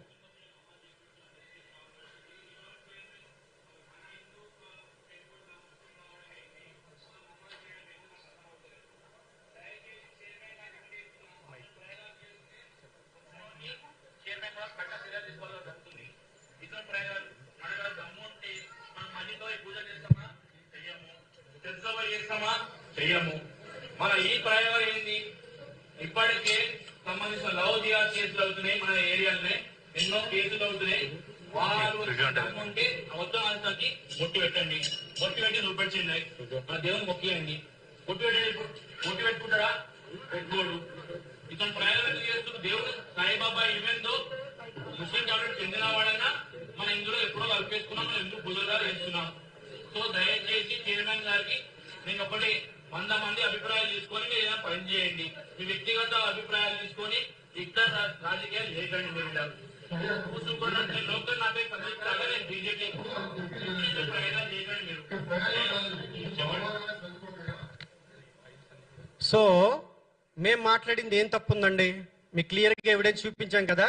సాయిబాబా ఆలయంలో తీసుకొచ్చి మన హిందువుల చేత నమాజ్ చేయిస్తున్నారు. అక్కడ క్లియర్గా ఒక ముస్లిం ఉన్నాడు. మరి నమాజ్ చేయిస్తున్నారంటే దాన్ని ఏమనాలి? లవ్ జిహాదులకి వాళ్ళ అన్నింటికీ కూడా ప్రేరేపిస్తున్నట్టా లేదా? ఇంతే కాదండి, మొన్నటికి మొన్న కూకట్పల్లిలో ఒక సాయిబాబా ఆలయంలో యేసు తాలూకు ఫోటో పెట్టి పూజలు చేయించారు. అది కూడా ఒకసారి చూడండి. అదొకటి. దాని తర్వాత ఏంటంటే అల్లా జగతికి మూలమని అని చెప్పి ఒక పాట పాడిస్తూ అదేం చేశారు అంటే మన హిందూ భక్తుల చేత అన్నమాట, ఏమి తెలియని ఆడవాళ్ళ చేత పాటలు పాడిస్తున్నారు. అల్లా ఏ విధంగా మనకు దేవుడు అండి? రాజ్యాంగంలో రాసుందా మొత్తం అందరూ కూడా అల్లా ఏ దేవుడు అంటే? మనం ఏమైనా ఇస్లామిక్ ప్రభుత్వంలో ఇస్లామిక్ కంట్రీలో ఉన్నామా? మనం మన చేత ఎందుకు ఈ విధంగా బలవంతంగా పాటలు పాడిస్తున్నారు? అది అడిగితే తప్పు వచ్చిందా? మన హిందువులకి ఏమీ తెలియదండి. వాళ్ళు ఏమని చెప్తున్నారు తెలుసా? అల్లా అంటే భగవంతుడని అర్థం అంట, భగవంతుడని అర్థం అంట. అంటే ఇప్పుడు నేను సాయి అని చెప్పి పేరు మార్చుకుంటానండి, సాయి అని చెప్పి పేరు మార్చుకుంటాను. మరి సాయిబాబా సంస్థాన తాలూకు ఆస్తులని నా పేరు మీద రాసిస్తారా? ఎందుకంటే రెండు ఒకటే కదా. మరి లక్షణాలు చూడరా? అల్లా అనే ఆయన ఖురాన్లో ఉన్న ఒక దేవుడు. ఆయన అర్థం ఏదైనా కావచ్చు, భగవంతుడు కావచ్చు, ఇంకేదైనా కావచ్చు. అంతేగాని ఆయన తీసుకొచ్చి మనందరి చేత చేపిస్తున్నారు. యేసుకిన్ను నెక్స్ట్ సాయిబాబా మందిరాలకి ఏంటి సంబంధం అండి? ఈ విధంగా మత ప్రచారం, మత వ్యాప్తి చేసి మన హిందువులని సైడ్ ట్రాక్ చేస్తున్నారు. అవి ముఖ్యంగా మన తాలూకు లోకల్ ఏరియాలో జరుగుతున్నాయి. వీటికి సాయిబాబా సంస్థానికి ఏంటి సంబంధం? ఇవి కదా మేము ముఖ్యంగా ప్రశ్నిస్తుంది. ఇవి ప్రశ్నిస్తున్నందుకు మా మీద కేసులు పెట్టారు అంటే దాని అర్థం ఏంటి? వీటన్నింటికి కూడా సాయిబాబా సంస్థానం అనేది బాధ్యత వహిస్తుందా? మరి చెప్పాలి కదా. అసలు యాక్చువల్గా ఏంటంటేనండి, లోకల్ గా ప్రతి ఒక్క గుడి కూడా, అంటే ఆలయాలు కూడా, ఆలయాలు అనకూడదుగా నేను అంటున్నా, అంటే మనం ఇంకొక మాట అంటే అనడానికి లేదు కనుక, ఈ యొక్క గుడిల్లో ఇండివిజువల్ హుండీలు పెట్టుకుంటారు వాళ్ళు. వాళ్ళకి సాయిబాబా సంస్థానికి ఎటువంటి సంబంధం ఉండదు. సాయిబాబా సంస్థాన్ షిరిడీలో ఉంది, ఇక్కడ ఉన్న వాళ్ళందరూ వేరువేరుగా పెట్టుకున్నారు. మరి ఎక్కడ జరిగే ఇలాంటి అనైతిక కార్యకలాపాలకి వాళ్ళు బాధ్యత వహిస్తారా? మరి ఏది సంబంధమే లేనప్పుడు, కంట్రోల్లో లేనప్పుడు మేము ఇవన్నీ అడుగుతుంటే కనీసం అడగకుండా వాళ్ళు మా మీద ఎలా కేసులు పెట్టగలరు? అంటే ఇవి కేవలం దేనికి అంటే గొంతు నొక్కడానికి, భయపెట్టడానికి, మానసికంగా వేధించడానికి వీళ్ళు ఈ రకమైన పనులు చేస్తున్నారు. హిందువులు ఎవరైనా ఇలా చేస్తారా? కనుక ఈ ఒక్కటి కూడా మీరు పెట్టుకోవాలని ప్రతి ఒక్కరికి కూడా మనస్ఫూర్తిగా కోరుకుంటూ అందరికీ నమస్కారం అండి. జై శ్రీరామ్, జై హింద్. ఒక 5 minutes అండి. అత్యంత కీలక విషయాలు మిత్రులందరూ కూడా మాట్లాడారు. ఇంకొన్ని ముఖ్యమైన, ఇదే అన్నిటికంటే ఇంపార్టెంట్. సో ఇవన్నీ కూడా మీరు వీలైనంత ఎక్కువగా స్ప్రెడ్ చేయాల్సినటువంటి అవసరం ఉంది. ఎందుకంటే మేము ఎలాంటి ప్రమాదంలో ఉన్నాము, మా ప్రాణాలకు ఎంత ప్రమాదం ఉంది, మమ్మల్ని ఏ విధంగా ఆర్థికంగా కూలదోయాలని చూస్తున్నారు, అబద్ధాలతో మా మీద ఎలా విరుచుకుపడుతున్నారు, మేము వైదికం గురించి మాట్లాడుతున్నాం, వాళ్ళ ద్వారా జరుగుతున్న అవైదిక కార్యక్రమాల గురించి మాట్లాడుతున్నాం, వాటికి సమాధానం చెప్పలేక రౌడీల్ని, మూకల్ని, ఇలాంటి వాళ్ళని కూడా ఏర్పాటు చేస్తున్నారా అన్నట్లుగా నిరంతర దాడి చేస్తూ ఉన్నారు.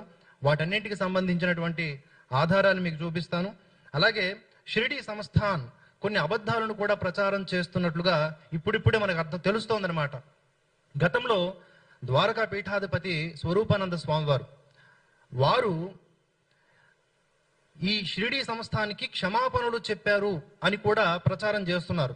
కానీ అందులో కూడా వాస్తవం లేదు అని తెలుస్తోంది. వారెందుకు క్షమాపణలు చెప్పాల్సి వచ్చింది అంటే వీళ్ళు చెప్పేదాని ప్రకారం వారు కూడా మాలాగనే సాయిబాబా ఒక ముసల్మాను అన్నందుకు. సాయిబాబా ఒక ముసల్మాన్ అని మేము అనట్లేదు, సాయిబాబా సచ్చరిత్రనే స్పష్టంగా చెబుతోందని ఆధారాలు చూపించాం. సాయిబాబా ఒక ముసల్మాన్ అని చెప్పి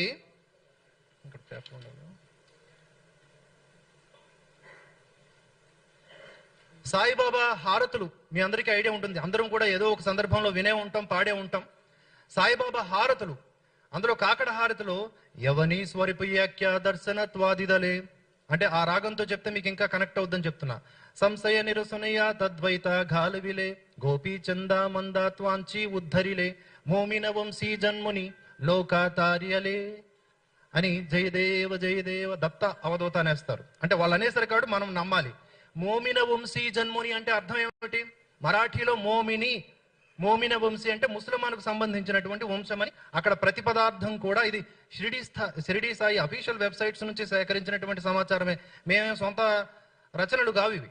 అరే మీరు చెప్పింది మేము చెప్తే తప్పు, సరే మేము చెప్పింది తప్పు అని మీరు ఎలాగైతే అక్రమంగా కేసులు పెడుతున్నారో ఇవే అక్రమ కేసులు సిరాజు రెహమాన్ అనేటటువంటి ఒక ముస్లిం వక్త కూడా షిరిడీ సాయిబాబా ఒక ముసల్మాన్ అనే ప్రమోట్ చేశాడు, అంటే ప్రచారం దాని ఏంటంటారు, ఆయన కూడా మాట్లాడాడు.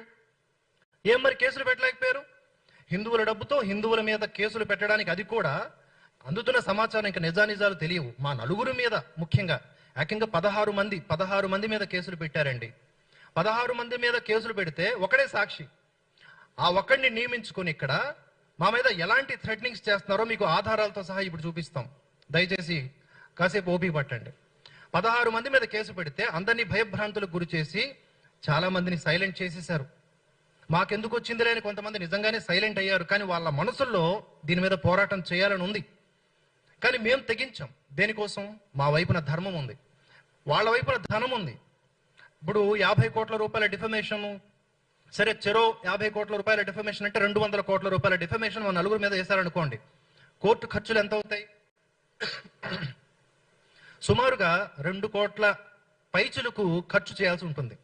ఎవరు? ఒకవేళ షిరిడి సంస్థాన్ మా మీద కేసులు పెడితే డిఫమేషన్ పరంగా, ఇతర కేసులు కాకుండా 2 కోట్ల రూపాయలు ఖర్చు పెట్టి మా గొంతు నొక్కేయాలని చూస్తున్నారు. ఆ డబ్బు ఎవరిది? హిందువులది కాదా? ప్రధానంగా తెలుగు నేల నుంచి వెళుతున్న హిందువులది కాదా? అంటే మా డబ్బుతో మమ్మల్ని వేసి పడేయాలని చూస్తున్నారు. అంటే చట్టపరంగా చూస్తున్నారు, బ్లాక్మెయిల్ చేస్తున్నారు, బెదిరింపులు కూడా, కొట్టిస్తారంట. ఏ విధంగా కొట్టిస్తారో కూడా నేను చెప్తాను. అంతేకాదు అత్యంత ముఖ్యమైన విషయం మనందరికీ కూడా అర్థం కావట్లేదు. మన శరీరంలోకి కొన్ని వ్యాధులు చొరబడితే ఎప్పుడో 10 ఏళ్ల తర్వాత అవి క్యాన్సర్లు గానో ఇంకోలాగానో వ్యక్తమయ్యి ఆ తర్వాత ప్రాణం పోవడం తప్ప ఇంకో మార్గం ఉండదు. అలా కొన్ని ప్రచారాలు మనలో ఎలా జొప్పించబడ్డాయంటే, మనకి అనాదిగా శ్రీరామ అదే తెలుసు కదా, శ్రీకృష్ణ, శ్రీ గాయత్రి, శ్రీ గణేష ఇవే తెలుసు కదా. కానీ వాటిల్లోకి మెల్లగా సాయి రామ, సాయి కృష్ణ, సాయి గాయత్రి అని వచ్చేసాయి. మనం అభ్యంతరం వ్యక్తం చేయలేదు, మన మెదడుకు పదును పెట్టలేదు, మనకు జరుగుతున్న దోషం తెలియట్లా. మన అమ్మా నాన్నల పేర్లని ఎవడన్నా మార్చి వేరే వేరే పేర్లు పెడితే మనకి నొప్పి తెలుస్తుంది కదా. మరి స్వధర్మం మీద జరుగుతున్న ఈ దాడి పట్ల అవగాహన లేకపోవడం వల్ల నొప్పి తెలియలేదంతే. శ్రీరామ శ్రీరామ, సాయిబాబా సాయిబాబా, సాయిబాబాని సాయిబాబా లాగా పూజించుకోవడానికి ఏంటి ప్రాబ్లం మీకు? ఎందుకు మా రాముణ్ణి, కృష్ణుణ్ణి, శివుడిని ఇలా మొత్తం హిందూ దేవతలు అందరినీ కలిపేస్తారు?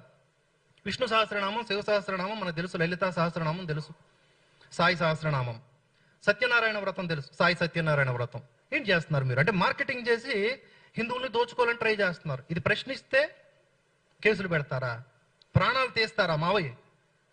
మా యొక్క ఫ్లెక్సీలంట షిరిడీలోనే ఏర్పాటు చేసి వీడియో ప్లే చేస్తాను, ఒకసారి చూడండి. ఇక్కడ షిరిడీ సంస్థానికి మేము మాట్లాడినటువంటి తెలుగు అర్థం కాదట. ఆ తెలుగు అర్థం కాకపోతే ఇక్కడ ఒక అనువాదకుడు తయారయ్యాడంట. అనువాదకుడిని షిరిడీ సంస్థాన్ని నియమించుకున్నట్లుగా తెలుస్తోంది. మరి అనుమానించాలి. అలాగే అతగాడు తప్పుడు అనువాదాలతో మా మీద అక్రమ కేసులు పెట్టి మళ్ళీ డిఫమేషన్స్, మళ్ళీ వేరు చోట్ల కేసులు. మేమేమైనా దేశద్రోహులమా? మేమేమైనా తప్పు మాట్లాడుతున్నామా? లేనివి మాట్లాడుతున్నామా? ఒక వీడియో చూడండి. ఇక్కడ ఉన్నటువంటి ఒక మూకల్లో ఒక మూక సభ్యుడు ఏం మాట్లాడుతున్నాడు చూడండి.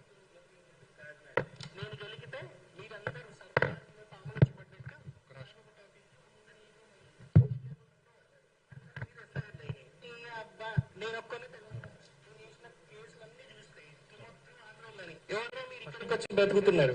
సొంత ఊర్లకు దెంగేయండి ఇక్కడ నుంచి, తెలంగాణ నుంచి ఆంధ్రాకి. మీలాగా బిచ్చం అడుక్కొని బ్రతికే బ్రతుకు కాదు నాది. నేను గెలిగితే మీరందరూ సర్పయాగంలో పాములు వచ్చి పడ్డట్టు సాయిబాబా టాపిక్ లో అందరు ఏకమయ్యి యజ్ఞగుండంలో పడ్డారు. అందరి మీద ఎఫ్ఐఆర్లు అయినాయి. ఈ అబ్బా నేను ఒక్కనే తెలంగాణ. నేను వేసిన కేసులన్నీ చూస్తే మొత్తం ఆంధ్రోళ్ళని. ఎవరో మీరు ఇక్కడికి వచ్చి బతుకుతున్నారు? సొంత ఊర్లకు దెంగేయండి ఇక్కడ నుంచి, తెలంగాణ నుంచి ఆంధ్రాకి. పిచ్చి మాటలు మాట్లాడితే మీ ఫోటోలతో బ్యానర్లు షిరిడీలో లేపితే నాకు కొడక గల్లీలో గుద్ద బలదెంగుతారు గాంకారీలు అందరు వచ్చి. ఈ వేలు ఎడబెట్టినవరా?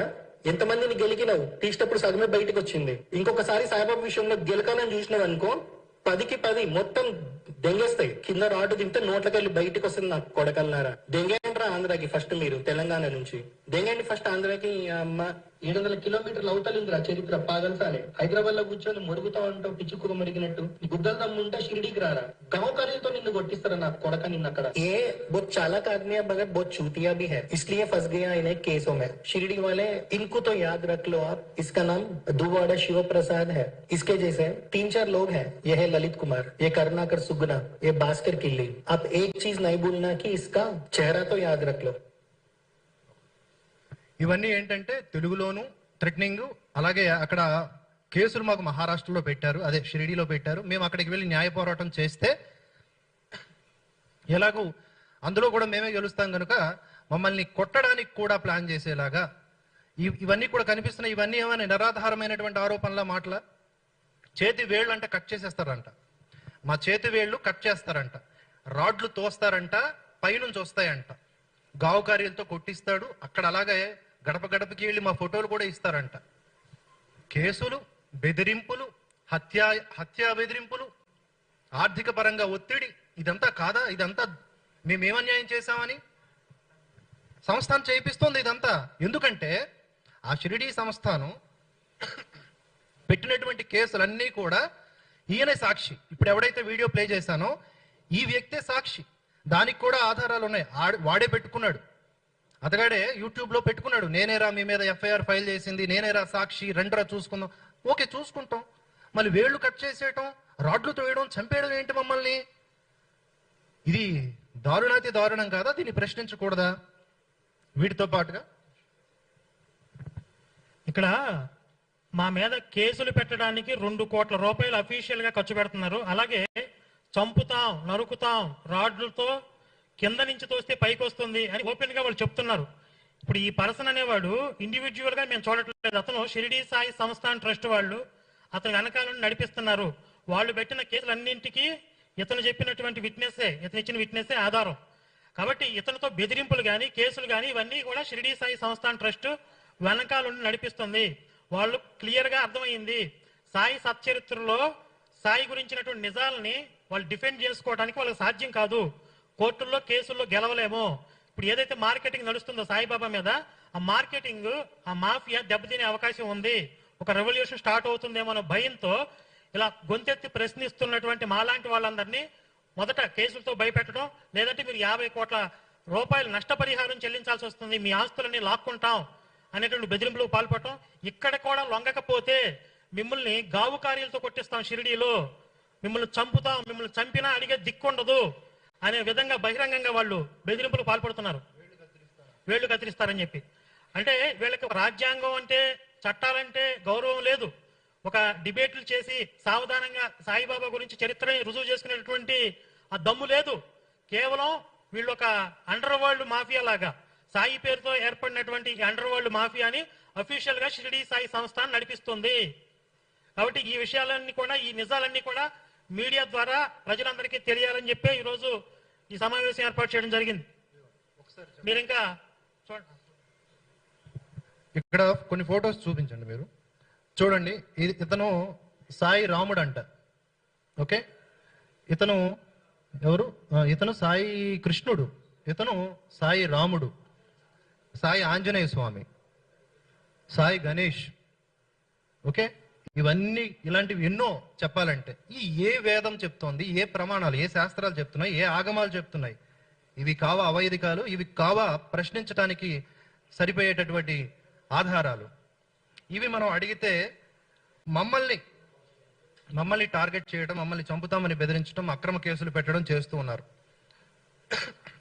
ఇవన్నీ కూడా భవిష్యత్తులో మరింత పకడ్బందీగా జనాలకు చేరవేసే బాధ్యత, ప్రాణాలకు తెగించి మరీ మేము చేస్తాం అని చెప్పడానికే మేము ఈరోజు ఈ ప్రెస్ మీట్ పెట్టడం జరిగింది. గ్రామాల్లోకి వెళ్ళి మరి ఎంతటి సమస్యలు వచ్చినా గ్రామాల్లోకి వెళ్ళి అవగాహన కార్యక్రమాలు చేపడతాం. అనాదిగా వస్తున్నటువంటి మా హిందూ దేవీ దేవతలకు సంబంధించిన సంప్రదాయాలు, వాటి నామాలు, వాటి విశిష్టత, వాటి పవిత్రత, వీటిని కాపాడుకోవడమే మా లక్ష్యం. ఒక సనాతన హిందువుగా మేమేం చేయాలో అదే చేస్తాం. ఇంకొక పాయింట్, మెయిన్ పాయింట్, క్షమించాలి, తెలంగాణ ఆంధ్ర అంటే ఆ భాష నేను మాట్లాడలేను. వెళ్ళిపోండ్రా మీరు, ఆంధ్ర వాళ్ళు ఎక్కడెందుకురా ఉన్నారు, తెలంగాణ నుంచి వెళ్ళిపోండ్రా అని చెప్పి మీరు విన్నారు కదా. ఇక్కడ ఉన్నటువంటి సభ్యుల్లో సగం మంది తెలంగాణ వాళ్ళే. ఇక్కడ చాలా మంది వచ్చిన వాళ్ళు కూడా తెలంగాణ వాళ్ళే, తెలంగాణ సభ్యులు. ఇక్కడ హిందుత్వం కోసం పోరాడుతుంటే ప్రాంతీయ విభేదాలు కూడా షిరిడీ సంస్థను చేయిస్తోంది. ప్రాంతీయ విభేదాలు కూడా అంటే ఎన్ని రకాల కుట్రలు చేయాలో బ్రిటిష్ వాడి కంటే దారుణంగా. దీన్ని ప్రశ్నిస్తే తప్ప. ఏమైనా ప్రశ్నలు మీడియా తరపున ఉంటే మమ్మల్ని అడగొచ్చు. అందరికీ ధన్యవాదాలు. జై హింద్.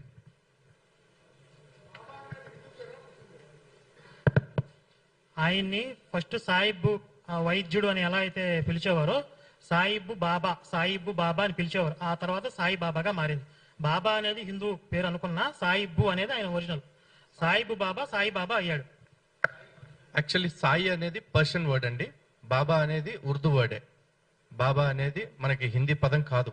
హిందీలో ఇప్పుడు చాలా మంది విరివిగా వాడుతున్నంత మాత్రాన బాబా హిందీ వర్డ్ కాదు, బాబా ఉర్దూ వర్డ్. సాయి అనేది Persian word. Any more questions అండి?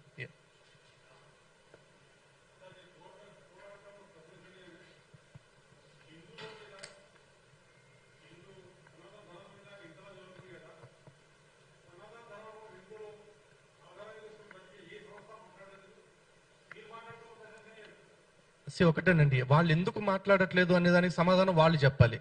సింపుల్, వాళ్ళు చెప్పాలి. ఎందుకు అంటే చెప్తాను సార్. అదే లేదు, మీ ప్రశ్న మంచిదే, అయితే ప్రశ్నించాల్సింది ఇక్కడ కాదు అంటున్నా. కారణం ఏంటంటే మాకు ధర్మాన్ని కాపాడుకోవాలనే చిత్తశుద్ధి ఉంది కాబట్టి మన ధర్మాన్ని పాడు చేస్తున్న ఈ సాయి మాఫియా ఎవరైతే ఉన్నారో వీళ్ళ మీద మేము పోరాడుతున్నాం, ప్రశ్నిస్తున్నాం. ఇదే ప్రశ్న మిగతా వాళ్ళకి ఎవరికన్నా ఉంటే వాళ్ళని వెళ్ళి అడగవచ్చు. ఈ సందర్భంగా ప్రవచనకర్తలకి కూడా మా యొక్క విజ్ఞప్తి, మనవి ఏంటంటే, గతంలో ఎవరెవరు ఏం మాట్లాడారో మాకు తెలీదు. ఈరోజు స్పష్టంగా ఇన్ని కుట్రలు బయటపడుతున్నాయి సాయి మతం నుండి, సాయి సచ్చరిత్ర నుండి. ఇవన్నీ తెలిసాక కూడా, ఇన్ని జరుగుతున్నా కూడా ఇంకా సాయి మతాన్ని ఎవరైనా కావాలని ప్రమోట్ చేసినా, సాయి అవతార పురుషుడు, దత్తాత్రేయుడు అవతారం, విష్ణు అవతారం, శివుడు అవతారం, ఇలాంటి అభూత కల్పనలతో మీరు ప్రవచనాలు చెప్తే గనక మీరు చేసేది ఖచ్చితంగా ధర్మద్రోహమే అవుతుంది. ఇది గుర్తుంచుకోండి. మీ మీద కూడా మేము పోరాటం చేయాల్సి వస్తుంది.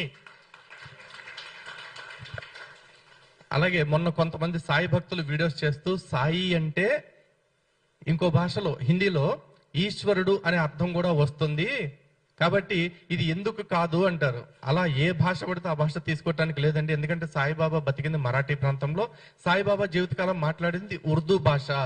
ఆయన హిందీ మాట్లాడలా, మరాఠీ మాట్లాడలా, ఆయన ఉర్దూలో మాట్లాడారు. దానికి ప్రమాణం కూడా సాయి సచ్చరిత్రే. ఒకవేళ సాయి అన్న శబ్దానికి హిందీలో అర్థం మీరు తీసుకుంటే కన్నడలో కూడా అర్థం తీసుకోండి. కన్నడలో సాయి అంటే శవము అని కూడా అర్థం ఉంది, మరి అది కూడా తీసుకుంటారు. ఇక్కడ సాయిబాబాకి ఏమర్థం వస్తుంది, లేకపోతే ఇంకొకటి అసలు అవన్నీ అంటే జోలికి పోవాల్సిన అవసరం లేదండి. ఎందుకు అంటే సాయిబాబా ముసల్మాన్. ఇప్పుడు మీకు మేము ఆధారాలు చూపించాం. ముసల్మాన్ అంటే మన తాలూకు సనాతన ధర్మం ప్రకారం పాషండు మ్లేచ్చుడు వాళ్ళని పూజించమని మన శాస్త్ర ప్రమాణం ఎక్కడుంది? ఇదొక్కటే క్వశ్చన్, అంతే తప్పించి మిగతా ఏ క్వశ్చన్ కూడా ఆయన ఈశ్వరుడా, దేవుడా, ఇంకొకట అల్లా అంటే భగవంతుడు పూజిస్తామా మనం? యేసుని అది దేవుడు అని చెప్పి బైబిల్లో చెప్తున్నారు, వెళ్తామా మనం? ఆ విశ్వాసాన్ని తీసుకుందామా? ఇతరుల గురించి మనం మాట్లాడొద్దండి, అవి వాళ్ళ విశ్వాసాలు. మన తాలూకు సనాతన ధర్మం ఏం చెప్తుంది? వైదికమా అవైదికమా? దాంట్లో పాషండుణ్ణి మ్లేచ్చుణ్ణి పూజించమని చెప్పారా? లేదు, అయిపోయింది. ఇంకొక చిన్న విన్నప్పండి మీడియా మిత్రులకి, ఎవరైనా సరే ఇక్కడున్న మేము నలుగురం కూడా లైఫ్ టైం ఛాలెంజ్ ఇస్తున్నాం. మేము మాట్లాడిన ఈ పాయింట్స్ మీద సాయి భక్తులను ఎవరినైనా సరే మీరు డిబేట్కి తీసుకొచ్చి కూర్చోబెట్టండి, వాళ్ళతో డిబేట్ చేయడానికి మేము సిద్ధంగా ఉన్నాము. ఈ డిబేట్కి మేము సిద్ధంగా ఉన్నామని ఏ సాయి భక్తుడు వస్తారో తీసుకురండి. మేము ముఖ్యంగా సాయిబాబా ముస్లిం అని చెప్తూ ఉన్నాము, అది నేరం కూడా కాదు. ఎందుకంటే సాయిబాబా సెక్యులర్ అనే వాళ్ళు ప్రొజెక్ట్ చేసుకుంటున్నారు, టెక్నికల్ గా వాళ్ళకి బెనిఫిట్స్ వస్తున్నాయేమో దానివల్ల, అది కూడా ఆ కోణంలో కూడా చెప్తాం. సాయిబాబా ముస్లిం, సాయిబాబా మందిరాలు మాకు దర్గాల్లాగా మసీదుల్లాగా కనిపిస్తున్నాయి అనడం నేరం కాదు. ఎందుకంటే దర్గాలు ఏమైనా తప్పుడు పదాలా? ముస్లిం అంటే ఏమైనా తప్పుడు పదమా? షిరిడి సంస్థ అని చెప్పాలి. ముస్లిం అంటున్నారు, మీ మీద కేసులు పెడతామంటే ముస్లిం అనేది ఏమైనా తిట్ట కాదు కదా. షిరిడి సంస్థను అర్థం చేసుకోవాలి. ఇక భవిష్యత్తులో కూడా ఈ పోరాటం ఇలాగే కొనసాగుతుంది. అలాగే ఇక్కడ చాలా మంది హిందూ మిత్రులు కూడా వచ్చారు కాబట్టి ఇప్పుడు వీళ్ళు ఎలా చూస్తున్నారంటే, ఇదేదో కొన్ని యూట్యూబ్ ఛానల్స్ లో, డిజిటల్ ప్లాట్ఫామ్స్ లో కొంతమంది మాట్లాడుతూ ఉన్నారు, వీళ్ళ నోరు నొక్కేస్తే సరిపోతుందని చెప్పి షిరిడి సాయి సంస్థాన్ ట్రస్ట్ వాళ్ళు భావిస్తున్నట్టున్నారు. కాబట్టి ఇక్కడ జరుగుతున్నటువంటి ఈ పోరాటం అనేది కేవలం డిజిటల్ ప్లాట్ఫామ్ లో కొంతమంది మాత్రమే మాట్లాడేటటువంటి ఈ పోరాటం ఇక్కడతో ఆగదు. దీన్ని ఆన్ గ్రౌండ్ కూడా ఒక ఉద్యమంలో ముందుకు తీసుకెళ్తామని ఒక మెసేజ్, అలాగే ఆ మార్గంలో మనం తీసుకెళ్లాల్సిన అవసరం ఉంది. కాబట్టి త్వరలో ధర్నా చౌక్ లో ఒక నిరసన దీక్షకి ప్లాన్ చేద్దాం అనుకుంటున్నాం. ఇందులో ఎవరెవరు మీరు కూడా ఇంట్రెస్టింగ్ గా పాల్గొంటామనే వారు కూడా మీ పేర్లు ఇక్కడ ఇచ్చి వెళ్తే తదుపరి కార్యాచరణలో మిమ్మల్ని కూడా భాగస్వాములు చేస్తాం. ఇక్కడ ఉన్న వాళ్ళు మీ అభిప్రాయం చెప్పొచ్చు ఈ సందర్భంగా.